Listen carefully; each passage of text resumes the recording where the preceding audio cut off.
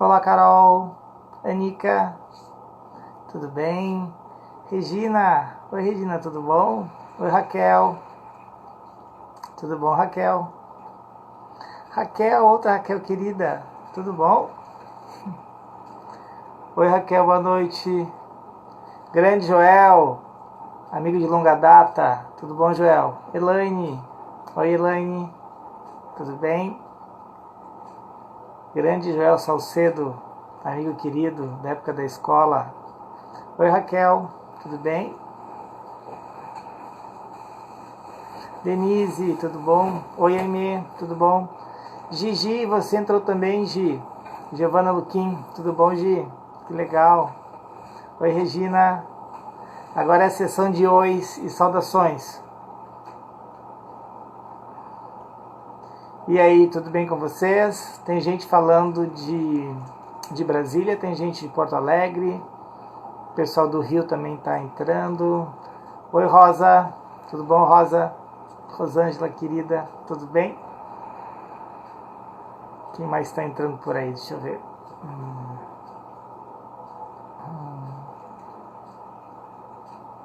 Já temos o quórum mínimo de 500 pessoas para começar nossa live. Rio de Janeiro, claro, Anica, Rio de Janeiro, perfeito. Quem mais? Quem mais que está aí? Deixa eu ver. Lise, oi Lise, tudo bom? Querida Renata, tudo bom Renata? Olá, tudo bem?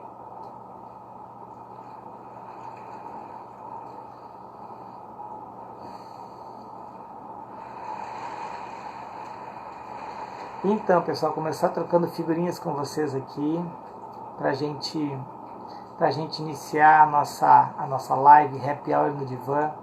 Estamos na quarta edição, quarta semana, também conhecida como um mês, também é legal. Oi Rita, tudo bom? Oi Vitória, tudo bom?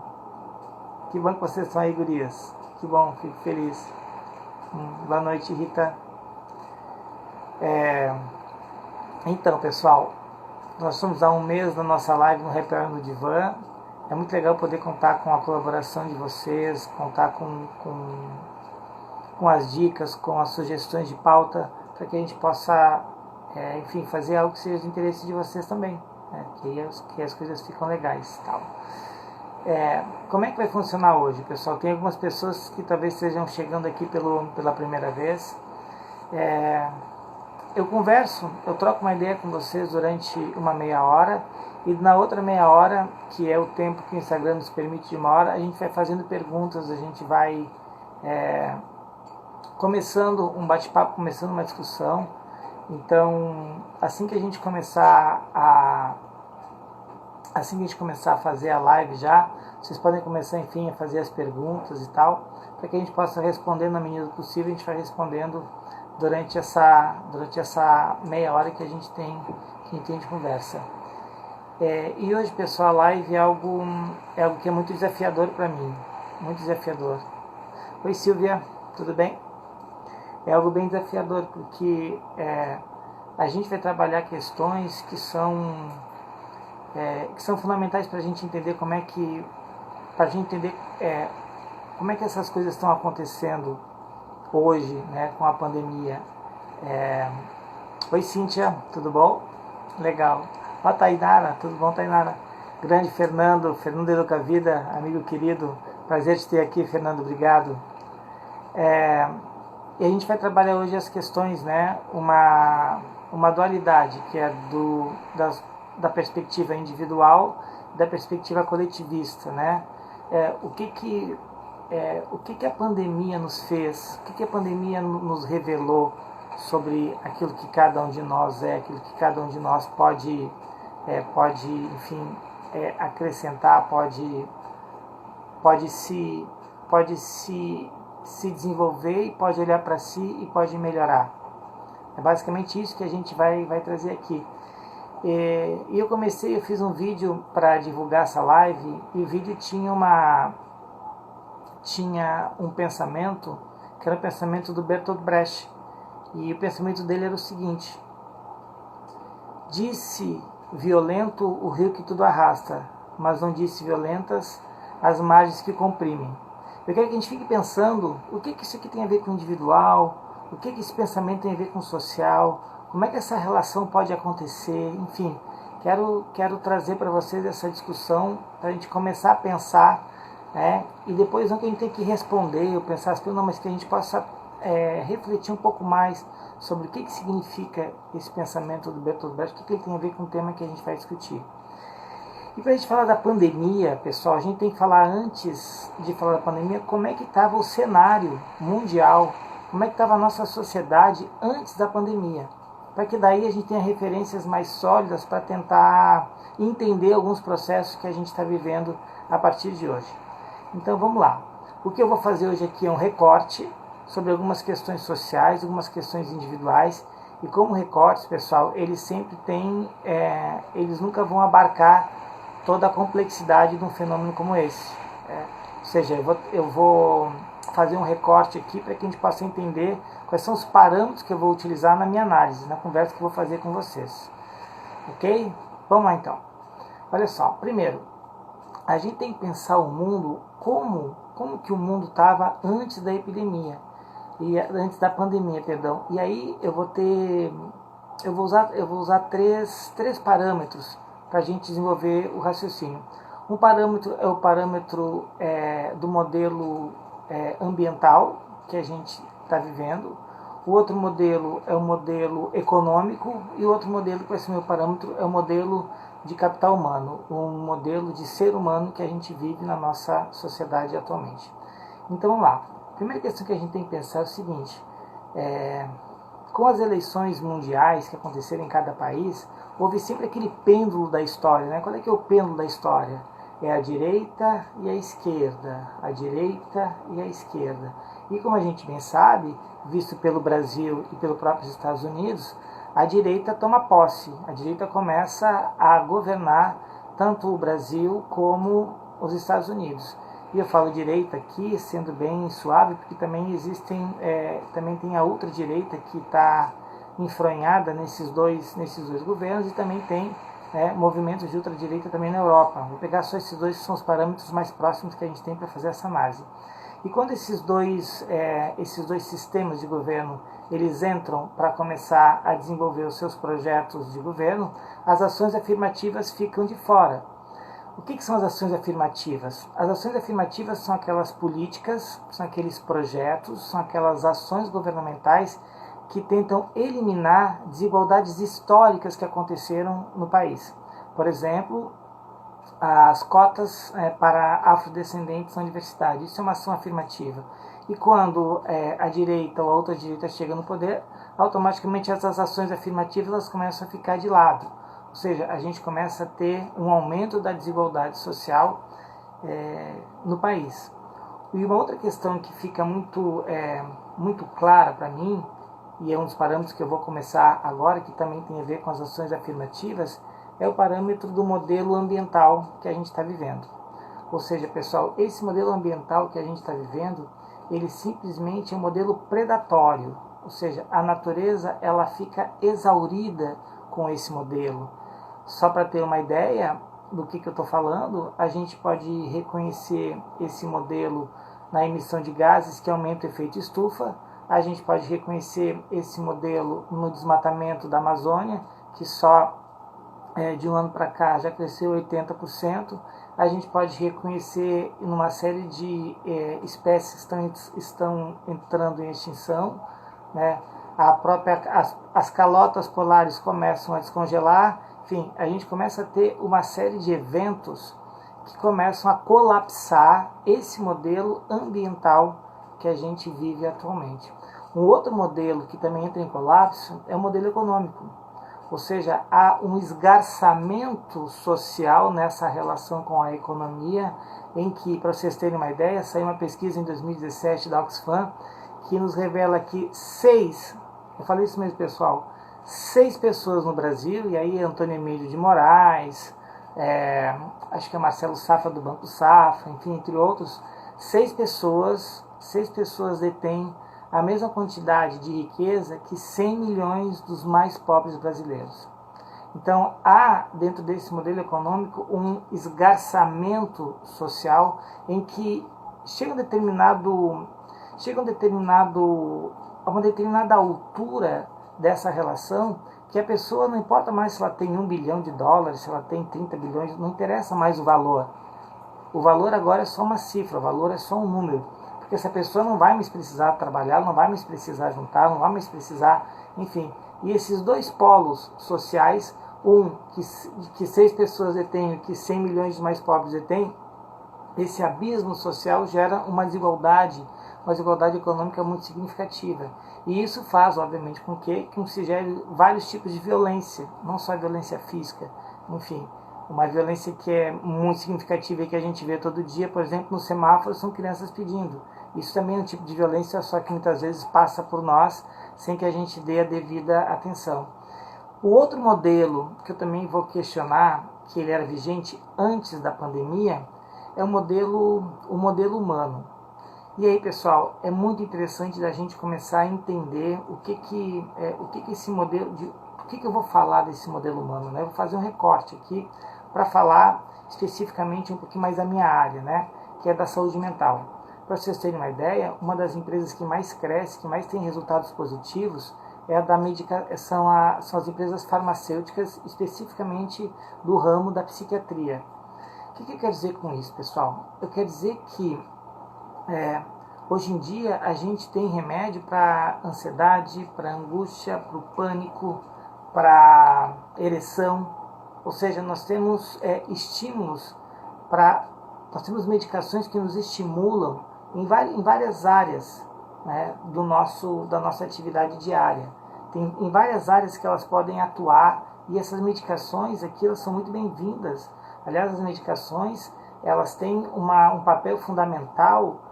A medicação, ela serve para estabilizar o paciente, a medicação serve. Só que ao mesmo momento que nós temos essa relação medicamentosa com a vida, e aqui também faço um recorte para falar da medicalização da infância, que hoje as crianças são extremamente medicadas com Ritalina, com, enfim, tudo gera. Qualquer criança hoje parece que tem TDAH ou déficit de atenção, enfim, ou algum tipo de transtorno psíquico que vai envolver algum tipo de medicação. Ou seja, nós viramos seres totalmente medicados na nossa relação. E isso tem um grande paradoxo. Qual é o paradoxo que ele se afirma? Que ao mesmo tempo que nós somos totalmente medicados, né, ao mesmo tempo toda essa evolução dos fármacos psiquiátricos não nos deram uma condição de saúde mental nem de uma qualidade de vida melhor. Para vocês terem uma ideia, a OMS, no ano passado, ela lançou um dos informativos dizendo que a depressão é a doença que mais incapacita no século XX. Vejam bem, a depressão, ou seja, nós temos diversos fármacos, diversas medicações que fazem com que a depressão e outras doenças possam ser minimizadas, mas ainda assim nós não conseguimos sair dessa relação, do fármaco, dessa relação em que a medicação ela faz parte do nosso dia a dia, ela acaba sendo incorporada, introjectada, né, no nosso dia a dia como sendo algo quase que usual. Ou seja, se eu tenho algum tipo de problema, eu vou buscar na medicação esse apoio. O que eu faço a distinção aqui, que fique claro, pessoal, é que quando existe um transtorno instalado, quando existe uma doença em curso, quando de fato existe uma patologia que está acometendo a pessoa e a pessoa realmente precisa da medicação. Isso é um ponto. O que eu reflito aqui é sobre o excesso de medicações, quando na verdade nós deveríamos ter um outro approach nessa relação com a vida, com a angústia, com a ansiedade. É tão interessante porque quando a pandemia chega, quando a pandemia se instala, ela requer de nós novos modelos. E esses novos modelos vão fazer com que eu tenha que ter novas possibilidades de vida.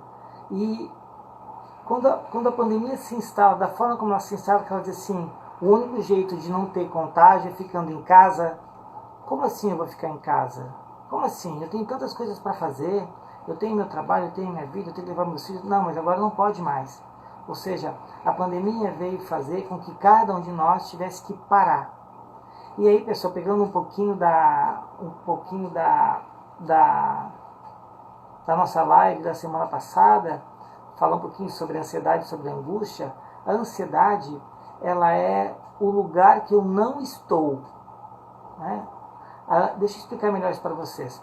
A ansiedade, eu tenho que estar toda hora produzindo, eu tenho que estar toda hora fazendo, eu estou toda hora correndo. Eu não consigo ter tempo para parar, para me olhar, para me cuidar, para que eu possa ter um mínimo de autoconhecimento. Eu tô toda, a ansiedade, ela coloca para cada um de nós uma incompletude. Eu não consigo estar vinculado, porque eu estou toda hora tendo que fazer outras coisas, eu estou toda hora atrasado na minha vida. E quando a pandemia se instala, ela vai dizer, parou. Você não pode mais acessar esse nível de vida que você estava acessando. Você tem que refletir sobre isso. E essa reflexão, ela gera angústia, essa reflexão, ela gera uma série de processos que vão, muitas vezes, fazer com que eu prefira, muitas vezes, a alienação do trabalho, eu prefiro ficar em relações alienadas, em relações que a gente chama de automatismos cotidianos, do que eu rever o meu papel nessa relação. Essa angústia toda que é gerada a partir da pandemia, essa angústia toda que é gerada, que antes eu tinha meu trabalho, eu tinha convivência social e tudo mais, hoje se perde. Hoje eu não tenho mais. Eu tenho que reabituar tudo aquilo que eu fazia. Uma grande questão que hoje em dia a gente precisa aprender é utilizar as redes sociais de uma outra forma. Não meramente daquela forma narcísica que muitas vezes a gente usa, mas de uma forma em que eu possa minimamente migrar o meu trabalho, migrar a minha atividade física, migrar reuniões que eu faço para as questões virtuais. Então as redes sociais, elas podem sim trazer esse benefício para cada um de nós. As redes sociais podem fazer com que essa relação, que antes era uma relação, como já falei muitas vezes, narcísica, ela pode a partir de agora ter um novo formato. Esse novo formato vai passar, claro, necessariamente pela relação como cada um de nós vai utilizar as redes sociais, como cada um de nós tem a possibilidade de uso das redes. Isso é muito interessante para a gente pensar. E o que tem de individual e de social nisso tudo aí que a gente está falando? Bom, vamos lá. Pessoal, o individual e o social, eles estão toda hora dialogando.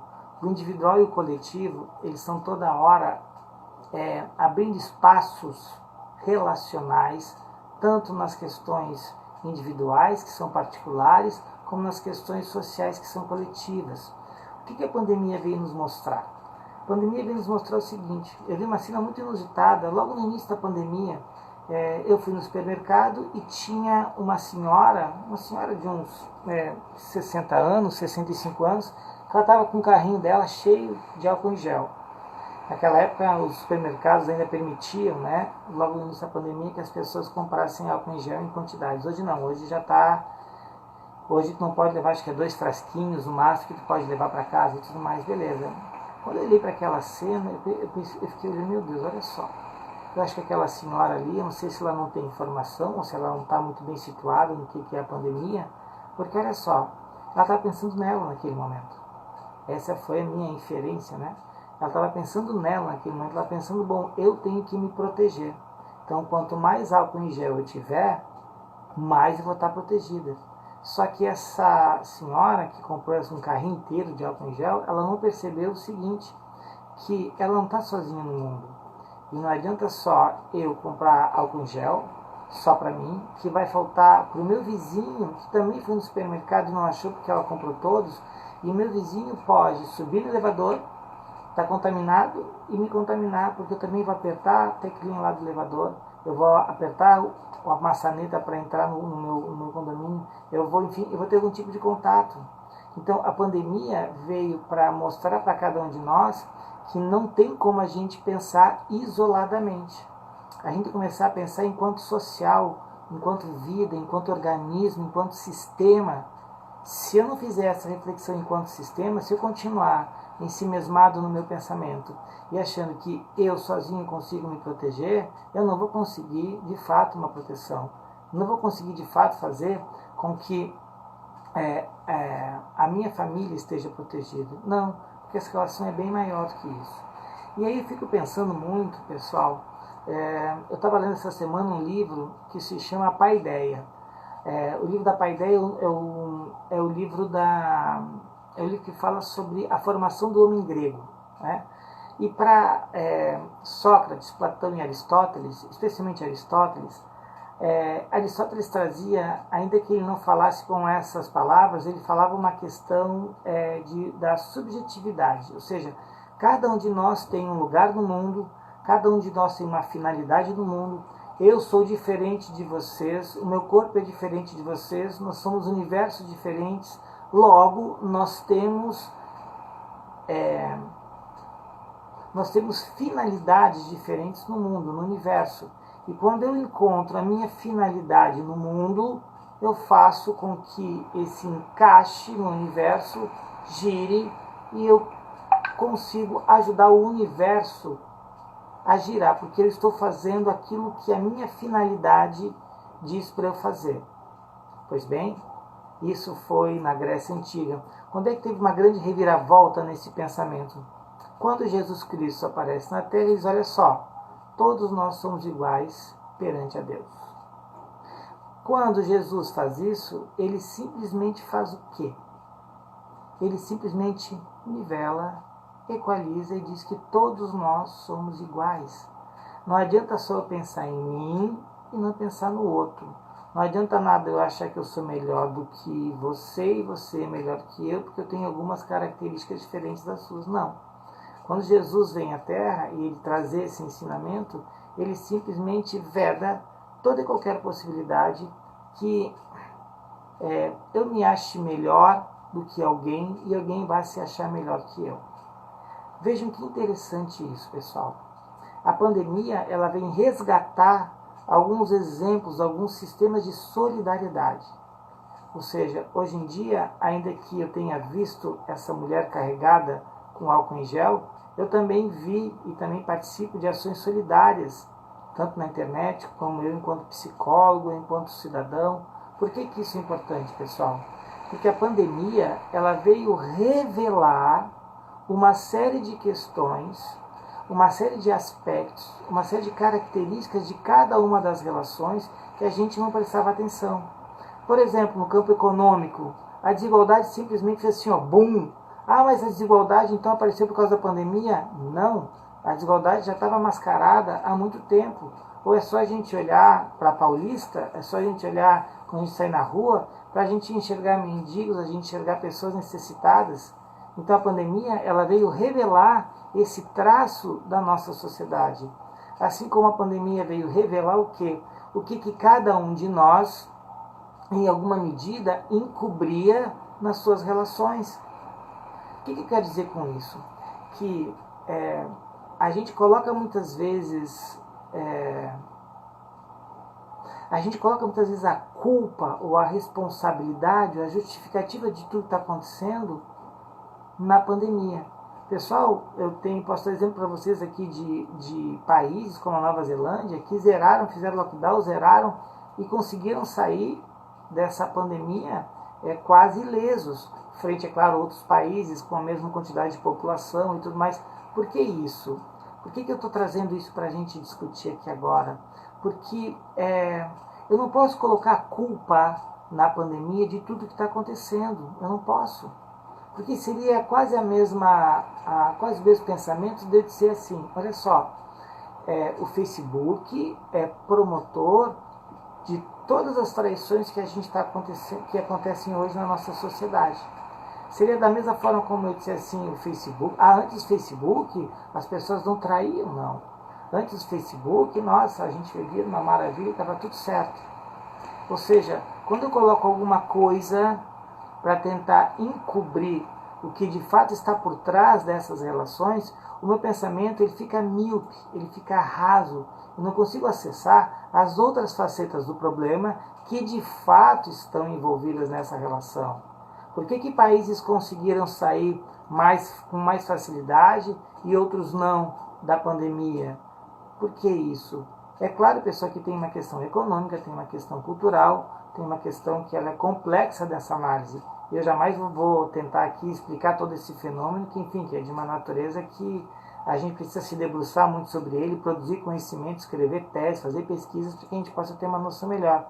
Mas o que eu percebo dessa relação é que países que de fato ajudaram, ou países que têm uma desigualdade social menor, conseguiram passar pela pandemia, ou estão passando pela pandemia em condições mais favoráveis. Então, é bom que a gente reflita sobre até que ponto, né, a pandemia ela não é o que a gente chama de boi de piranha. Né? Aprendi esse termo aí em Brasília quando eu morei lá.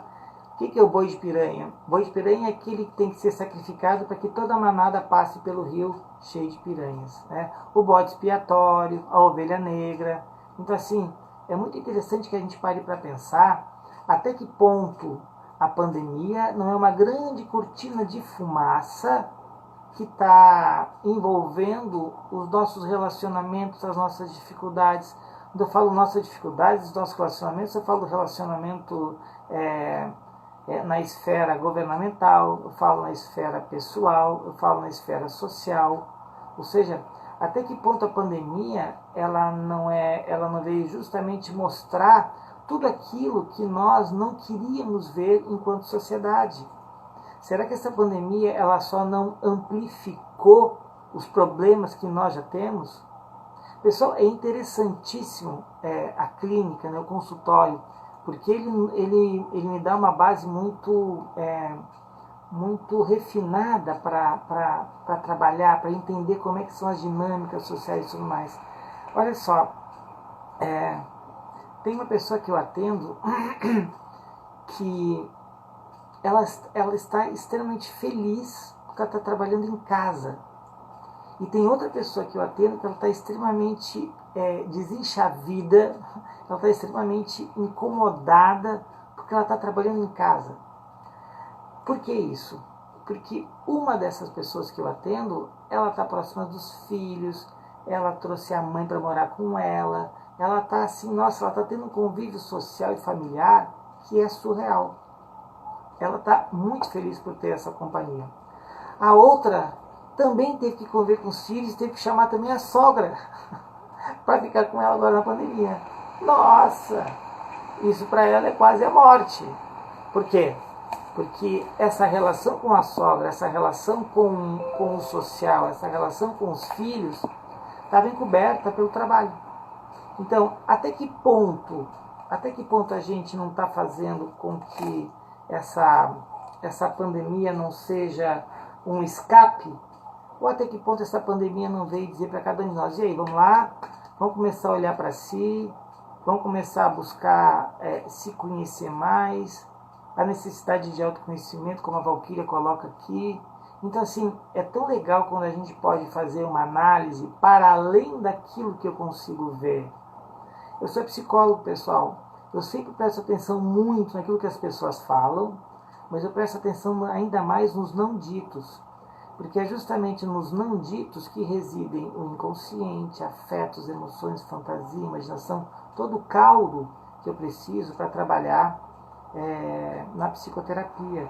E por que isso também é interessante, né, na minha visão? Porque quando eu consigo enxergar além daquilo que a realidade me mostra, quando eu consigo fazer uma interpretação, que eu pego os indicadores todos que aparecem na fala, aparecem na narrativa, aparecem nos processos inconscientes, quando eu consigo trazer algo para além daquilo ali, é como se eu descortinasse uma outra lógica, que existe uma outra verdade naquela mesma relação. O que eu quero dizer com isso, pessoal? Que a pandemia, ela pode sim fazer com que a gente aproxime laços afetivos. A pandemia pode fazer sim com que eu reveja padrões de comportamento.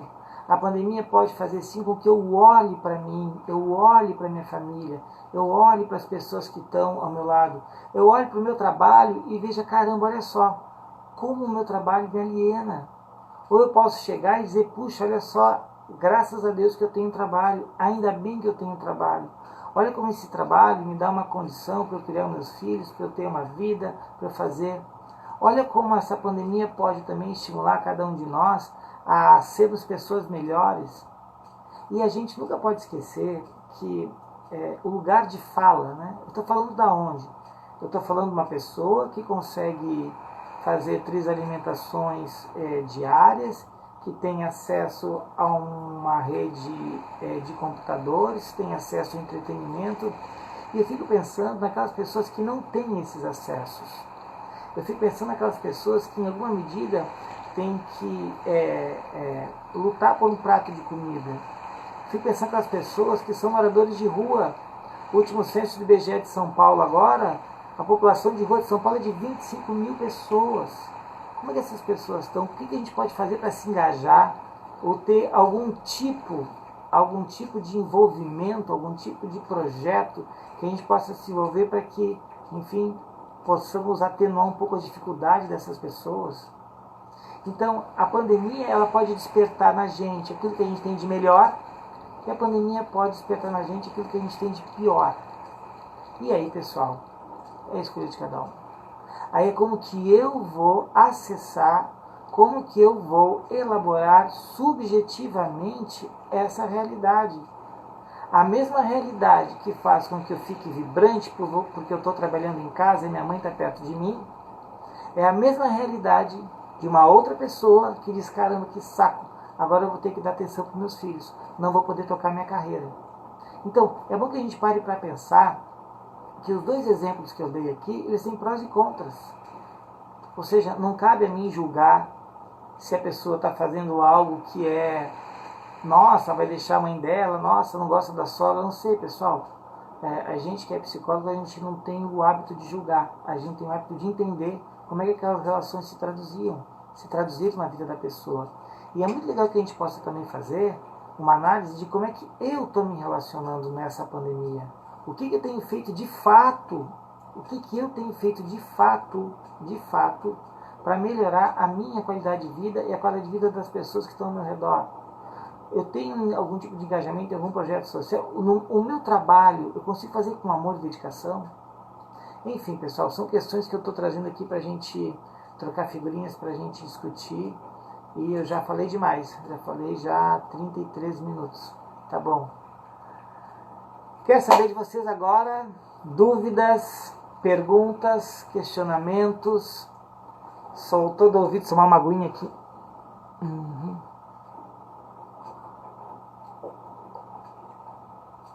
Sim, Anica, a pandemia mostrou a nossa própria realidade, exatamente. Perfeito. A Denise e Hélio, tu acredita que pós-pandemia as pessoas voltarão a ter as mesmas atitudes de antes? Ou seja, continuarão a viver o individualismo? Olha, Denise, isso é uma boa pergunta, mas eu não saberia te responder. Por que eu não sei responder? Porque se eu disser que sim, eu vou estar sendo generalista. E se eu disser que não, eu vou estar sendo generalista também. Por quê? Porque cada um de nós vai elaborar a pandemia de um jeito. E se a gente parar para pensar, Denise, em termos históricos, depois de uma guerra, depois de uma pandemia, como foi a gripe espanhola, o mundo nunca é o mesmo, né? A gente está sempre se reinventando. Eu sou um otimista inveterado, eu acredito que a gente realmente sempre vai melhorar, que a gente sempre vai mudar, né? E eu acredito sim que, ainda que possam haver ações isoladas, ou seja, ainda que tenham pessoas que não vão mudar, mas essas pessoas não mudariam nem com reza. Essas pessoas não... Pessoal, o que é a mudança, né? Por que a gente muda por algumas coisas e a gente não muda por outras? Qual que o que me faz mudar na vida? O que me faz mudar na vida é quando eu vejo novos sentidos naquela realidade. Por que, por exemplo, as pessoas tomam um susto, quase morrem, ou descobrem uma doença terminal ou algo assim, elas passam a reavaliar a vida? Porque existe um processo de finitude. Eu sei exatamente, ou sei exatamente não, mas eu sei que eu tenho mais 2 meses de vida, eu tenho mais 3 meses de vida, eu tenho mais 1 ano de vida. E a partir daí eu começo, ou seja, o sentido para a vida passa a ser outro. O sentido que eu atribuo às relações passa a ser outro. O sentido que eu vou atribuir aos meus afetos, à minha vida, muda completamente. Porque eu passo a ter uma relação de finitude. A gente nunca sabe quando vai morrer. Mas se eu sei que acontece alguma coisa nesse sentido, se eu sei que eu tenho uma doença, essa doença ela é incurável, eu começo a reavaliar. Ou seja, eu começo a olhar a vida de um outro jeito. E aí a mudança acontece. A mudança acontece de várias formas, de várias maneiras. Nossa, cada um de nós é um universo, cada um de nós possibilita mudanças. Agora, quando é que eu não mudo? Eu não mudo quando eu não vejo esse mesmo sentido. Quando eu percebo que a minha relação ela não tem nada de novo, quando eu percebo que eu estou acomodado naquela relação, quando eu percebo que o que eu faço não faz nenhuma diferença, nem para mais nem para menos, a tendência é que eu fique parado no lugar. Ou seja, muitas vezes a gente estaciona na vida e não consegue sair. Ah, mas mudar é fácil, é só eu querer. Nem sempre, pessoal. Nem sempre é fácil. Vou dar um exemplo para vocês. Na terapia a gente trabalha muito com a questão de tomar consciência, né? Ou seja, quando eu tomo consciência das relações, eu tenho uma possibilidade de fazer diferente. Imaginem só eu enxergar a vida nessa perspectiva e enxergar a vida nessa perspectiva. É muito diferente. Agora eu pergunto, será que só a consciência vai nos fazer mudar? Não sei. E eu não sei, pessoal, não sabendo mesmo. Eu sei que a consciência é um passo importantíssimo para que eu consiga rever os meus padrões. Vou dar um exemplo para vocês no estudo de caso que eu fiz.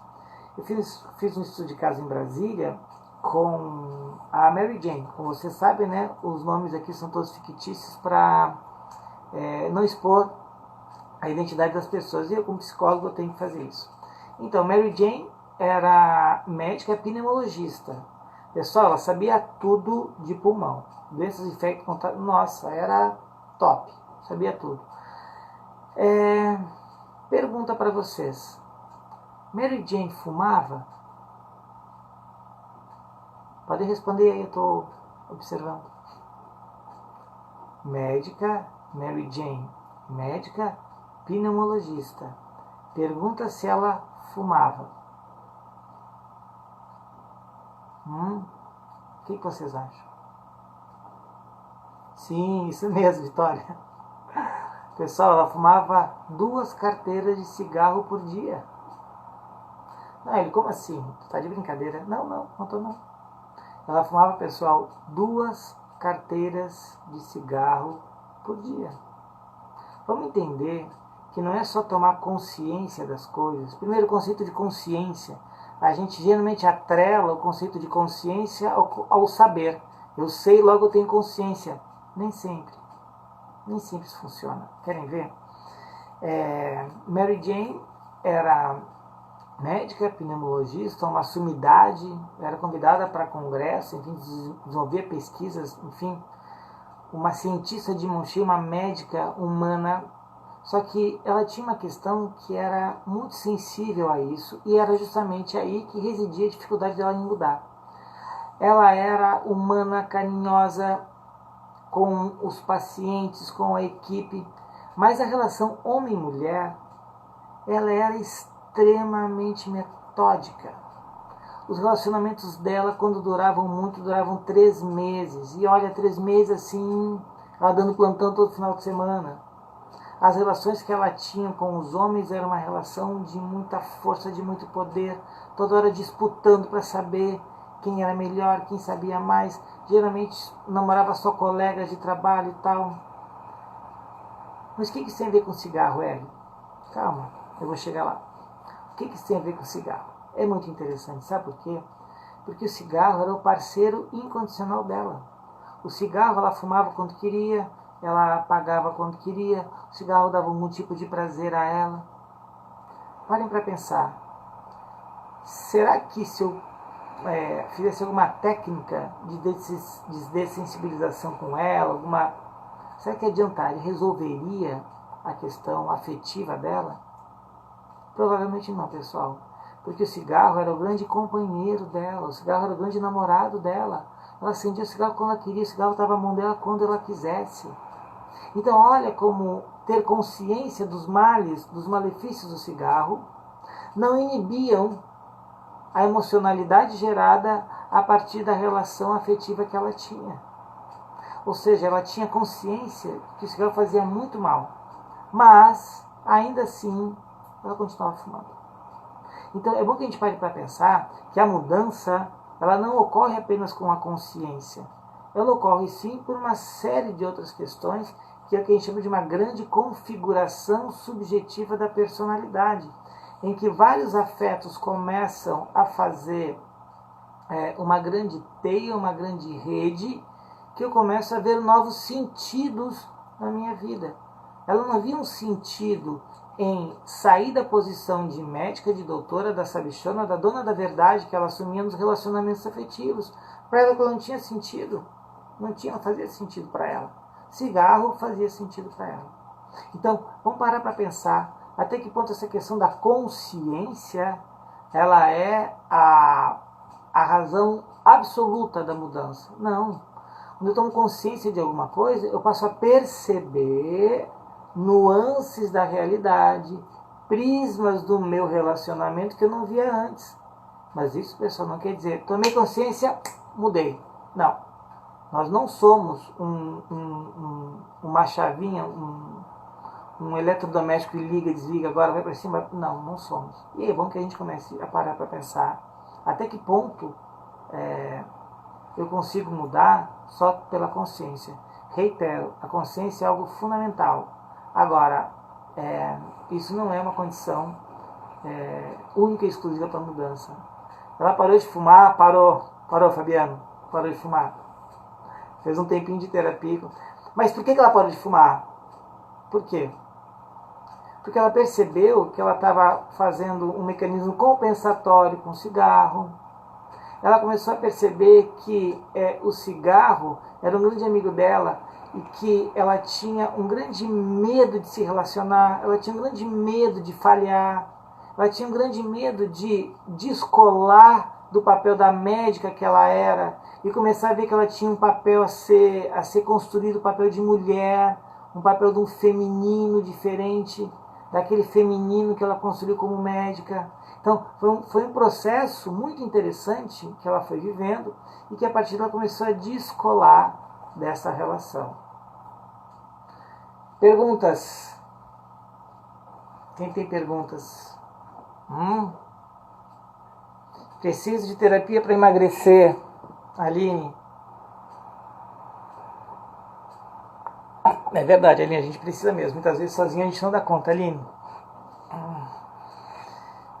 Perguntas, pessoal? O isolamento está aumentando a consciência e talvez por isso mesmo o sofrimento decorrente da dificuldade de romper com o ciclo de vitimização. Verdade, Fernando? Essa questão da gente se colocar como vítima de uma situação, ela infelizmente não nos agrega, ela não nos traz novos parâmetros. Porque quando eu me vitimizo, a culpa é sempre do outro. A culpa é da vida, a culpa é de Deus, a culpa é dos meus pais que não me deram leite, a culpa é da minha mãe que esqueceu de me trocar a fralda, a culpa, nossa, eu sempre vou arrumar alguma culpa para me vitimizar, né? Então assim, é interessante a gente parar para pensar até que ponto essa vitimização não é uma transferência de responsabilidade que eu não me assumo como eu realmente deveria. O João coloca uma pergunta aqui. Esse caso aplica-se também a apoiantes do presidente do Brasil? A pessoa sabe que ele é um péssimo, mas já está tão comprometida com aquilo que não consegue deixar? Nossa, João, boa pergunta. Essa questão de dar apoio a alguém ou não, seja no campo da política, ela passa também por uma questão de sentido, né? Eu vejo sentido naquilo ali. Pessoal, o Bolsonaro não se elegeu à toa no Brasil. Ele contou com um apoio de não sei quantos, 57 milhões de votos. Então, assim, é bom que a gente pare para pensar que o que a gente está vivendo hoje, por exemplo, né, tanto aqui o caso do menino Miguel, como o caso do George Floyd nos Estados Unidos, pessoal, isso é uma questão que a gente tem que olhar com muita sensibilidade. Por que isso? Por que isso aconteceu agora? Por que essa onda de racismo, de xenofobia, de sexismo, de misoginia, por que isso está acontecendo tão fortemente agora no Brasil? Uma das teorias da comunicação nos ensina que é o seguinte: aquele que detém o poder, aquele que é legitimado por uma maioria ou por um número de pessoas, ele tem uma voz de legitimidade e essa legitimidade dele faz com que ele seja exemplo. Então, assim, o que o Trump falou nas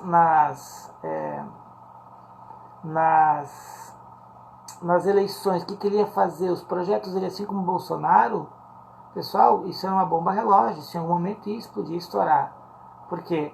Porque essas pessoas têm legitimidade para falar o que falam. Então, se eu sou um presidente de um país e eu falo o que o Trump fala, o que o Bolsonaro fala, automaticamente eu legitimo práticas sociais dentro dessa narrativa. E isso, pessoal, é algo lamentável que a gente esteja vivendo hoje no Brasil, nos Estados Unidos, no mundo. Não é só no Brasil ou na América Latina que a gente está passando por isso. Então, é bom que a gente pare para pensar até que ponto eu agora que me compadeço desse horror, dessa barbárie que tem acontecido no mundo, até que ponto eu não fui conivente com isso quando eu votei em quem eu votei. Acho que eu tenho que começar a repensar o nosso voto. Nosso voto não é só para tirar alguém do poder. Nosso voto tem que ser um voto que tenha um projeto por trás. Eu só não sou em nenhum momento favorável que o PT ou que a esquerda se perpetue no poder, não.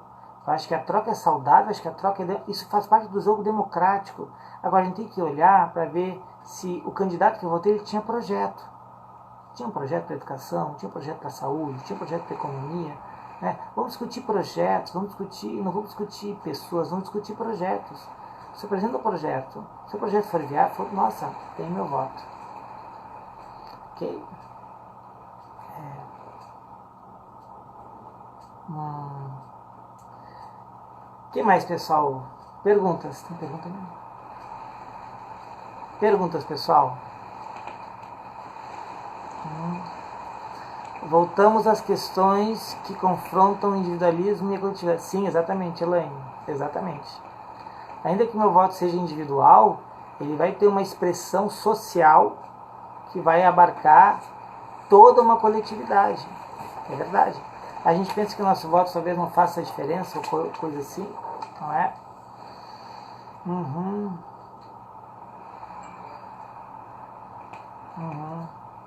É confortável a posição de vítima. O indivíduo não precisa pensar, a culpa é sempre do outro. Sim, Silvia, exatamente. Isso é uma questão que a gente tem trabalhado, que a gente trabalha muito, né? E é legal a gente parar para pensar, por que mesmo que eu não assumo a minha responsabilidade? Por que eu sempre transfiro para o outro? Por que eu não quero assumir? Sim, são perguntas que a gente tem que fazer, que a gente tem que parar e prestar atenção muito incisivamente, porque aí tem algumas respostas, sabe, que a gente deve refletir, sabe? Por que sempre eu sou o coitadinho da história? Por quê? Por que tem que me vitimar sempre? O que mais, pessoal? Dúvidas? Perguntas?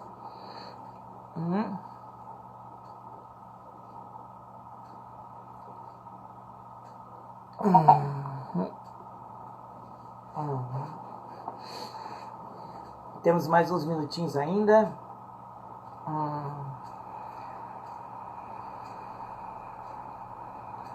A pandemia não foi capaz de produzir uma mudança do comportamento. Por quê? Olha, Elaine, não saberia dizer se ela não foi capaz. Não saberia. né? Não saberia me dizer, porque, enfim.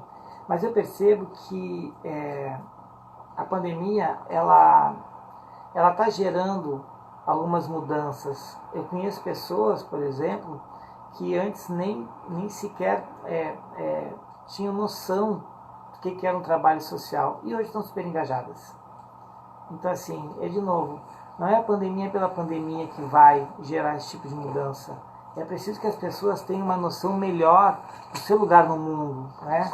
De novo, será que eu vivo sozinho? Será que eu vou morar numa caverna agora? Vou morar na Sibéria, lá no iglu?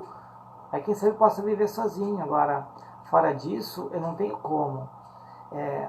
Todas as questões que são sociais, elas são produzidas pelos indivíduos. O social e o individual, eles estão toda hora, são duas instâncias, são duas dimensões que elas estão toda hora dialogando, elas estão toda hora dialogando num canal muito estreito, num canal muito próximo. Que canal é esse que eu falo? Por que eu pego algumas coisas do social e outras coisas eu não pego? Por que eu posso mudar o meu comportamento a partir de uma relação social e outros não? Primeiro, eu só vou conseguir mudar esse comportamento quando algo da minha individualidade for acionado. Ou seja, muitas vezes as pessoas mudam por algo que elas viram, por exemplo. Só que aquilo que eu vi, aquilo que eu experienciei, aquilo que foi de uma vivência minha, aquilo ali só foi fazer parte de uma experiência quando eu vi sentido naquilo. O que é o sentido? É algo que faz realmente eu ressignificar uma prática.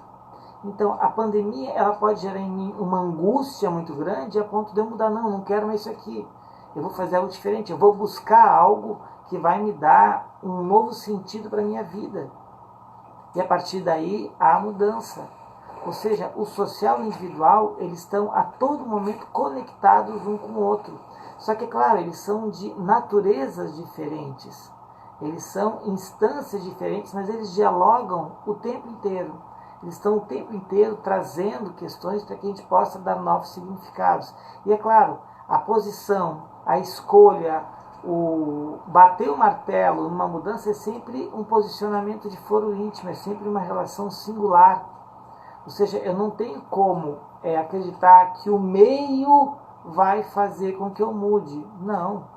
Essa relação determinista do meio já caiu por terra lá, essa teoria determinista em que o meio produz cidadãos ajustados ou cidadãos desajustados, pessoal, isso já caiu por terra lá na década de 30, não, na década de 50 caiu por terra. Por quê? Porque eu posso ter numa favela, que é uma visão bem estereotipada, né, do que é um social que não te dá condições, e de fato não dá, e ali eu tenho pessoas de bem, eu tenho pessoas que são trabalhadores, assim como eu posso ter no Leblon, no Rio de Janeiro, a classe média alta carioca, eu posso ter pessoas lá que têm todos os acessos, tiveram todos os bens culturais que uma sociedade produzir e se apropriaram desses bens e se tornaram traficantes, se tornaram marginais. Então, essa relação de que o meio produz, não. Agora, tem uma relação que é legal da gente pensar. E que relação é essa? É a relação em que eu pego do meio, pego da cultura, pego do social aquilo que faz sentido para mim. Aí sim a mudança pode ocorrer. Aí sim eu posso me tornar um traficante ou não. E é justamente nessa relação entre o social e o individual que eu, sujeito, tenho escolhas para fazer. Nem sempre as escolhas são fáceis, nem sempre as escolhas são, digamos assim, fora do meu contexto, mas sou sempre eu que escolho. E, de novo, essa é a questão do sentido que faz com que cada um de nós busque ou não um caminho A, B ou C. Pergunta da Aline. Esse processo de consciência e mudança é tão doloroso que muitas vezes mascaramos nossa consciência. Sim, Aline, exatamente isso. Imagina só, eu fui criado durante 30 anos dentro de um certo modelo. E, obviamente, aquele modelo foi um modelo que eu escolhi e que eu pactuei. Não sou vítima de nada. Mas imagina só, eu fui criado num modelo dizendo que o laranja é laranja. E agora eu começo a perceber que o laranja tem uma nuance de amarelo. O laranja, ou seja, a mudança, ela impacta verdades que eu construí na minha vida. E essa relação que eu construo de verdades, elas são quase imutáveis. Ou seja, para eu conseguir desconstruir uma verdade, eu tenho que ter outros parâmetros que vão dar para mim novas verdades. O que é uma verdade na vida da gente? Uma verdade na vida da gente é uma grande bússola, é um GPS. E é interessante porque a verdade, ela nos faz preguiçosos. A verdade é uma grande preguiça. Sabe por quê? Quando eu digo que eu tenho uma verdade, que eu não vou pensar naquilo ali, pessoal, está tudo pronto. Eu não preciso pensar, eu não preciso refletir. Eu sou a vítima do mundo, o mundo não olhou para mim com carinho, Deus não me ama, eu tive um pai déspota, uma mãe tirana, ninguém... Nossa! Ou seja, essa consciência é tão dolorosa, Aline, porque eu vou ter que me desenraizar de verdades que eu construí, que eu ergui a minha vida. Só que muitas vezes essas verdades não respondem mais a uma situação que eu estou vivendo. Sabe o que acontece a partir daí? O sofrimento se instala. E aí chega um determinado momento que eu vou ter que avaliar qual é a dor que eu quero viver. Eu quero viver uma dor que eu não vou conseguir sair do lugar, ou eu posso viver uma dor de uma nova consciência que vai me dar novos parâmetros. A escolha é sempre da gente, né? Deixa eu ver qual é que é a outra pergunta que tem aqui. Kate, e quando é o contrário? Quando assumimos tudo? Nossa, muito legal a pergunta, Kate. Pois é, se eu quero assumir tudo, qual é o papel que eu quero? Será que eu não quero o papel de salvador da pátria? Da heroína que vai desembainhar sua espada no seu cavalo branco e vai conseguir trazer a boa nova? Será que quando eu assumo tudo, eu também não quero ter controle das coisas e não dar espaço para nada e nem para ninguém? Será que isso também não pode acontecer quando eu assumo, quando eu pego todas as responsabilidades para mim?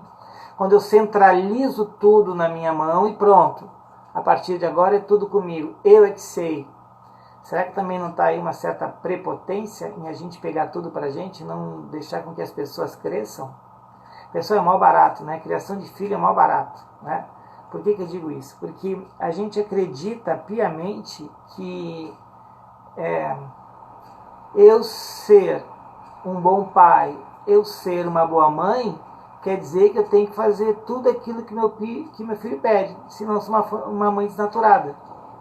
Pessoal, é muito interessante isso, porque muitas vezes tu dizer não para o teu filho, tu vai mobilizar nele recursos que se tu desse tudo, ele ficaria numa zona de conforto maravilhosa.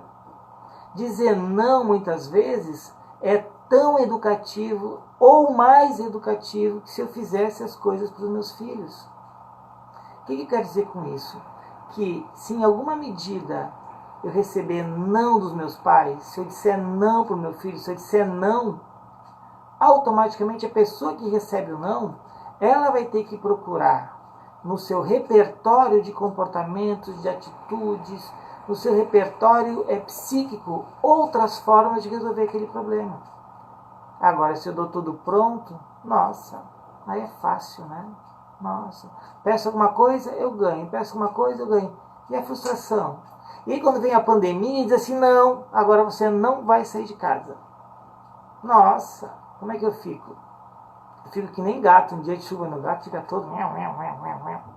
Então assim, será mesmo que a frustração não é necessária? Será que eu não cresço quando eu recebo não? Pessoal, quantos não a gente recebe da vida? Quantos? Quantas portas se fecharam pra gente? E quantas vão se fechar ainda? E é da vida, é do jogo. Agora, se eu ficar nessa relação individualista, egóica, egocêntrica, e só pensar em mim e não pensar no outro, que sociedade que eu vou viver? Como é que eu vou me relacionar com as pessoas? Pessoal, infelizmente temos 30 segundos aqui para terminar a nossa live. Adorei a presença de vocês. me deem outras dicas para a gente conversar na semana que vem. É sempre um prazer estar aqui com vocês.